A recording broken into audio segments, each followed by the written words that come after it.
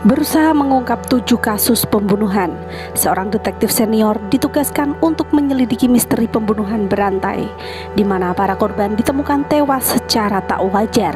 Dalam penyelidikan ini pun, sang detektif ditemani oleh seorang rekannya yang masih terbilang junior.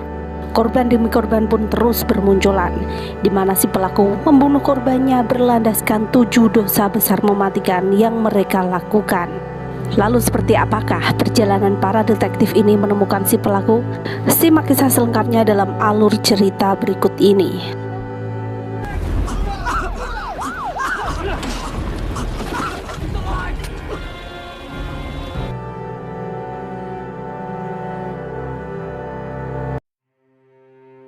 Di awal film diperlihatkan seorang detektif senior yang sebentar lagi akan pensiun bernama William. Hari itu di tengah derasnya hujan, dia bersama seorang rekan mudanya bernama Mills ditugaskan untuk menyelidiki sebuah kasus, di mana di sebuah apartemen ditemukan mayat seorang laki-laki obesitas yang mati dengan keadaan mengenaskan. Para polisi pun menduga pria obesitas ini meninggal karena serangan jantung. Namun Mills yang seorang detektif pun tak percaya begitu saja. Lantas mereka berdua pun mencoba memasuki apartemen untuk mencari tahu keadaan yang sebenarnya. Saat memasuki ruangan, William dan Mills pun langsung curiga, di mana mereka melihat berjejer puluhan kaleng makanan yang telah terbuka. Saat ditemukan, wajah pria obesitas itu pun tercelup ke dalam sebuah mangkok besar yang dipenuhi dengan spaghetti. Kaki dan tangannya pun dalam keadaan terikat kawat. Yang lebih menjijikkan lagi, di bawah meja juga ditemukan ember yang berisi kotoran bekas muntahan korban, dan juga luka memar yang ada di kepala bagian belakang.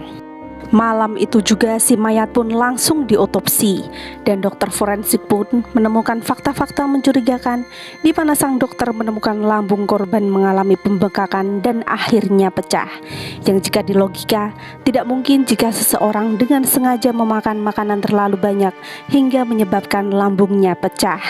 Tak lupa William pun menanyakan tentang luka memar yang ada di kepala bagian belakang korban, yang menurut sang dokter, luka itu disebabkan karena adanya tekanan keras dengan menggunakan ujung senjata. Saat menyerahkan laporan kepada kapten pun, William mengutarakan pendapatnya bahwa si korban kemungkinan mati dalam keadaan tak wajar, alias dia dipaksa makan sebanyak mungkin hingga lambungnya pecah dan akhirnya tewas. Semua itu diungkapkan William karena dia melihat kaki dan tangan korban dalam keadaan terikat. Namun sang kapten berpendapat lain, yang mungkin saja itu adalah kasus penganiayaan biasa. Pagi harinya di tempat lain, Mills ditugaskan untuk menangani kasus kematian. Saat itu juga Mills langsung meluncur ke TKP, di mana korban kali ini adalah seorang pengacara tajir. Di lantai ruang kerja si korban, Mills mendapati karpet yang bertuliskan "Great", yang ditulis dengan menggunakan darah. Sementara di tempat lain, William mendapatkan sebuah paket dari dokter forensik berupa serpihan kayu yang ditemukan dalam usus pria obesitas kemarin. Saat itu juga William kembali mendatangi TKP guna mencari tahu dari mana serpihan kayu itu berasal. Setelah beberapa saat mencari, akhirnya William menemukannya, yang ternyata serpihan itu berasal dari lantai kayu yang berada di bawah kulkas. Mau tak mau, William pun harus menggeser kulkas tersebut untuk mencocokkan bentuk serpihan. Namun saat itu William justru menemukan kertas yang bertuliskan gluttony dan selembar kertas yang bertuliskan penggalan puisi. Dengan membawa barang bukti, William pun akhirnya kembali ke kantor untuk menemui Mills dan juga kapten. Saat itu William mengungkapkan bisa saja kasus pembunuhan ini saling berkaitan. Sebagai seorang detektif senior, William tentunya paham jika meninggalnya pria obesitas dan si pengacara hanyalah awal dari motif pembunuhan berantai. William berkata jika tulisan gluttony dan greed merupakan bagian 7 dosa besar yang sering dilakukan manusia, di mana itu berarti masih ada 5 dosa besar lagi yang belum ditemukan. Dengan kata lain, si pembunuh mungkin saja akan mencari 5 orang berikutnya untuk dijadikan korban. Dari sini pun William dapat menarik kesimpulan bahwa si pelaku terlalu fanatik terhadap sebuah faham yang terdapat dalam sebuah buku klasik, di mana 7 dosa besar itu adalah gluttony, greed, sloth, lust, pride, envy, dan juga worth. yang berarti kerakusan, hawa nafsu, kemalasan, kesombongan, keserakahan, iri hati, dan juga kemarahan. Usai bekerja, istri Mills pun yang bernama Tracy mengundang William untuk makan malam di rumahnya. Seusai makan malam, Mills menunjukkan foto-foto hasil olah TKP yang ada di rumah si pengacara, di mana terlihat selembar foto yang menunjukkan sebuah timbangan yang terdapat seonggok daging di atasnya, dan juga selembar kertas yang bertuliskan penggalan cerita oleh seorang pengarang buku klasik. Mills pun beranggapan jika pelaku telah memaksa korban untuk memotong dagingnya sendiri jika mau dibebaskan. Usai dari rumah Mills, mereka langsung menemui istri pengacara malam itu juga. Di sana, Mills dan William menunjukkan foto-foto hasil olah TKP, dan wanita itu pun menemukan kejanggalan di mana lukisan yang ada di dinding tidak seharusnya terbalik. Tanpa basa-basi, Mills dan William pun akhirnya kembali ke TKP guna membongkar lukisan itu. Namun mereka tak menemukan apapun. Tak berhenti sampai di situ, William berusaha menyisir tembok yang ada di belakang lukisan dan menemukan sidik jari yang bertuliskan "Help Me". Mereka berdua pun membawa hasil temuannya ke kantor untuk diselidiki. Setelah 3 hari penelitian, akhirnya mereka menemukan pemilik sidik jari itu, yang ternyata adalah milik seorang bernama Victor, di mana Victor adalah seorang buronan yang pernah ditahan polisi karena mengedarkan narkoba. Saat itu juga sang kapten memerintahkan tim untuk menyerbu apartemen Victor. Saat itu Mills, William, dan juga tim gabungan berhasil menyergap kamar 306 yang merupakan tempat tinggal Victor. Saat memasuki ruangan itu, semuanya terlihat sangat kotor dan banyak sekali terdapat pengharum ruangan yang tergantung. Salah satu dari tim gabungan pun menemukan Victor yang sedang terbaring di ranjang. Namun ketika dipanggil, dia sama sekali tidak merespon. Dan akhirnya salah satu tim membuka paksa selimut yang menutupinya. Dan betapa terkejutnya mereka saat mendapati Victor dalam kondisi tubuhnya yang sangat memprihatinkan. Kaki dan tangannya dalam kondisi terikat di ranjang, dan jari kirinya sebagian ada yang hilang. Di atas ranjangnya pun terdapat puluhan bekas alat suntik yang diisi oleh narkoba. Sekujur tubuhnya pun banyak terdapat bekas luka, dan juga tubuhnya yang kurus kering nyaris seperti mumi. Di samping ranjangnya pun Mills menemukan banyak sekali foto Victor, yang mana di setiap fotonya tertuliskan tanggal pengambilan gambar. Jika diurut-urutkan sesuai tanggal yang ada di foto, Victor sudah disekap selama 1 tahun lamanya. Lalu kemudian si pelaku pun akan mengambil foto itu di setiap momennya. Seorang anggota tim mendekat untuk mengecek keadaan Victor. Namun tiba-tiba, tiba-tiba saja Victor bernapas bahkan batuk. Seisi ruangan pun dibuat tegang olehnya karena mendapati Victor yang ternyata masih hidup. Lalu mereka pun segera memanggil ambulan untuk membawanya ke rumah sakit.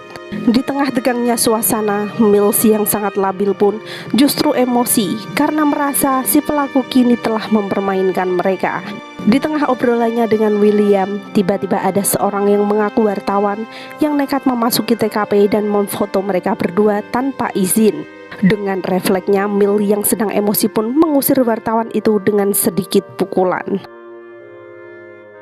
Lalu setelah itu, William dan Mills pun langsung menuju ke rumah sakit untuk menemui dokter yang menangani Victor. Saat itu dokter berkata jika mereka menemukan kadar narkoba yang cukup tinggi di dalam tubuh Victor. Bahkan sebagian lidahnya pun telah hancur terkunyah. Dan menurut prediksi dokter pun, Victor tak akan bisa bertahan lama, yang mana artinya mereka tak bisa mendapatkan narasumber untuk dimintai keterangan. Di lain hari, nampak Tracy, istri Mills, yang diam-diam menemui William di sebuah kafe. Di sana Tracy curhat kepada William bahwa saat ini dia sedang mengandung. Akan tetapi sampai saat ini Tracy belum juga memberitahu Mills dikarenakan takut jika menambah beban pikirannya. Saat itu William pun menyarankan demikian agar Tracy menunda sementara waktu agar Mills dapat membagi pikirannya antara pekerjaan dan juga keluarga. Di kantor pun William terus mengulik dan menganalisa kasus yang sedang ditanganinya. Hingga satu ketika William pun menyadari jika pelaku kali ini bukanlah orang biasa. Terlihat dari puisi-puisi yang ia tinggalkan di TKP menunjukkan jika pelaku merupakan orang yang terpelajar dan gemar membaca buku-buku klasik. Dari situlah akhirnya muncul sebuah ide, di mana William mendatangkan seorang temannya yang bekerja di FBI, kemudian memberinya sejumlah uang untuk membantunya mendapatkan sejumlah info. Saat itu pun Mills sempat bingung dengan cara kerja William yang memberikan rentetan nama-nama buku kepada orang suruhannya itu. Akan tetapi setelah dijelaskan, ternyata selama ini FBI diam-diam memantau seluruh pergerakan perpustakaan yang ada di Amerika. Hal itu merupakan salah satu upaya FBI untuk memantau gerak-gerik orang yang mencurigakan, seperti yang membaca buku-buku tentang perakitan bom atau buku-buku yang mengandung unsur kejahatan lainnya. Maka orang tersebut secara otomatis akan dipantau secara ketat oleh FBI.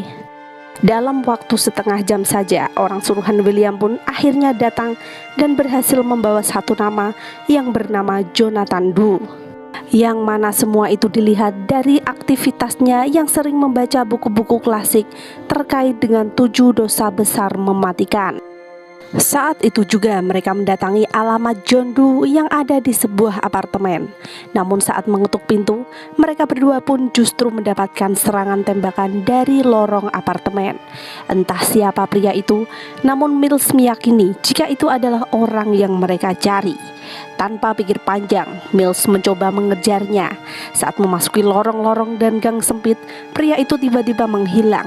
Namun tiba-tiba pria itu berhasil melukai kepala Mills dan menodongkan senjata di kepalanya. Mills yang kesakitan pun hanya bisa pasrah. Pria itu pun bisa saja menembak Mills kalau dia mau. Akan tetapi dia memilih meninggalkan Mills dan pergi begitu saja. Mills dan William pun akhirnya nekat masuk ke apartemen John Doe. Mereka pun menemukan banyak sekali barang bukti yang persis seperti apa yang ditemukan di TKP. Di antaranya adalah bekas makanan kaleng yang sama persis yang ada di apartemen pria obesitas. Lalu yang kedua adalah potongan surat kabar yang memuat berita tentang dibebaskannya seorang kriminal jahat yang berhasil bebas dari hukuman berkat jasa si pengacara. Lalu yang ketiga adalah potongan jari kiri Victor yang sengaja digunakan oleh si pelaku sehingga sidik jarinya ditemukan di TKP tempat pengacara itu terbunuh. Lalu yang keempat adalah mereka menemukan foto seorang wanita beserta selembar nota pembelian pakaian.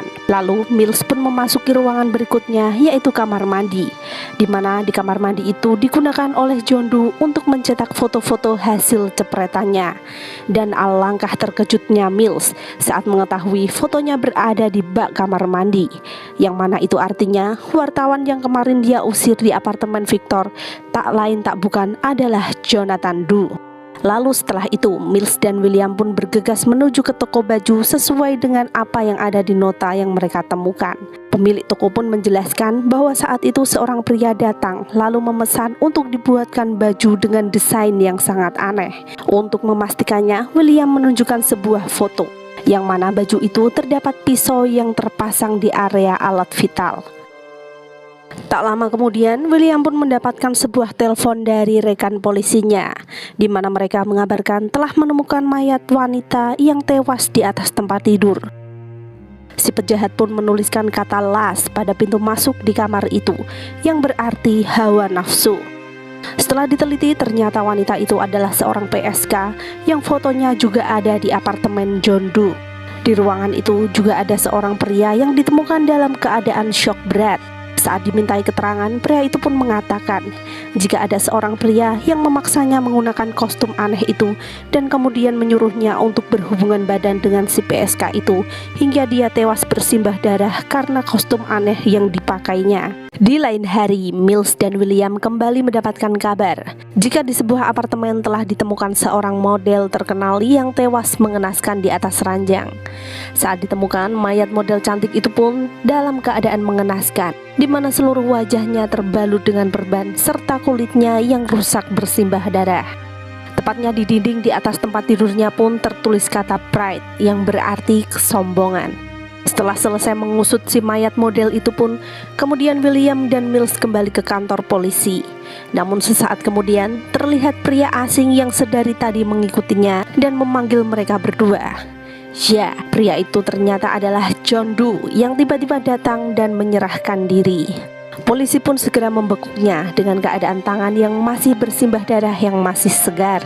Usut punya usut, ternyata John telah menguliti sendiri jari jemarinya dengan menggunakan cutter, sehingga polisi pun kesulitan menemukan sidik jarinya. Saat John Doe menyerahkan diri pun William sempat curiga, karena jika dilihat dari 7 dosa besar mematikan, mereka baru menemukan 5 orang korban yang seharusnya masih ada 2 korban lagi. Saat John diinterogasi, kecurigaan William pun ternyata benar adanya, di mana John menyembunyikan 2 korban lainnya di suatu tempat. Lewat pengacaranya, John pun menyampaikan bahwa dia bersedia menunjukkan 2 korban lainnya, namun dengan satu syarat, bahwa Mills dan William sendirilah yang harus mengantarnya. Di perjalanan, Mills sempat bertanya kepada John, siapakah korban berikutnya? Dengan psikopatnya, John pun menjawab jika dia juga sudah tidak sabar menunjukkan korban itu kepada mereka berdua, dan yang pasti itu akan sangat menyenangkan. Di perjalanan, John pun menjelaskan motif dari pembunuhannya, di mana dia ingin memberi pelajaran kepada para pendosa di bumi ini. Menurut pemahamannya, 5 korban yang ia bunuh telah mewakili manusia-manusia yang melakukan dosa besar.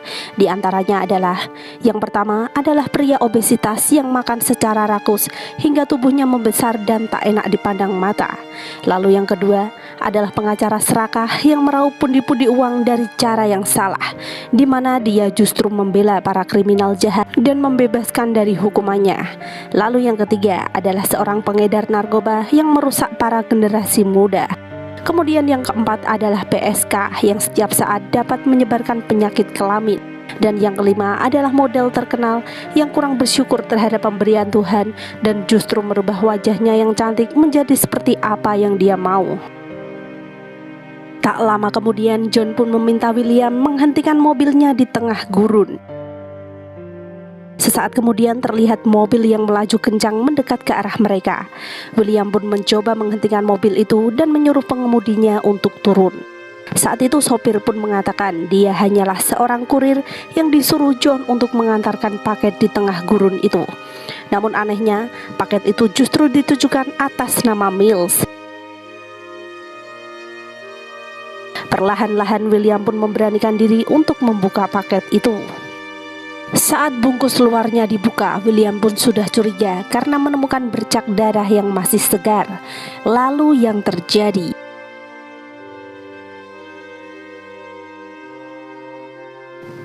Ya, saat membukanya, seketika tubuh William pun terbujur kaku dan mulutnya pun terasa terkunci. William pun berteriak ke arah Mills, namun Mills tidak bisa mendengarnya dengan jelas. Lalu tiba-tiba John pun berkata kepada Mills bahwa dosa besar yang ia miliki adalah perasaan iri di dalam hatinya.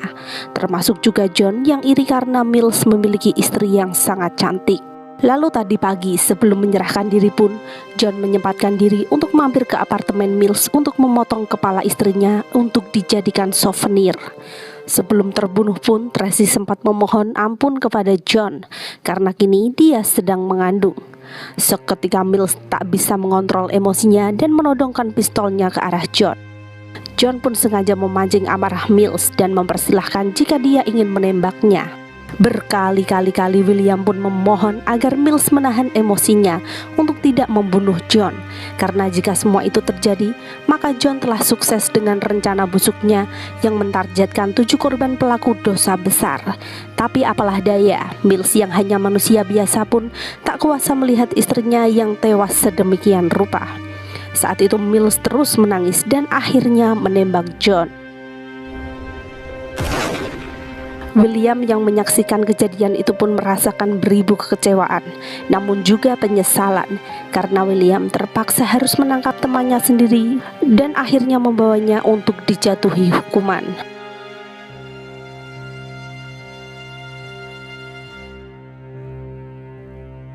Nah teman-teman, begitulah akhir dari kisah para detektif yang memburu seorang pembunuh kejam.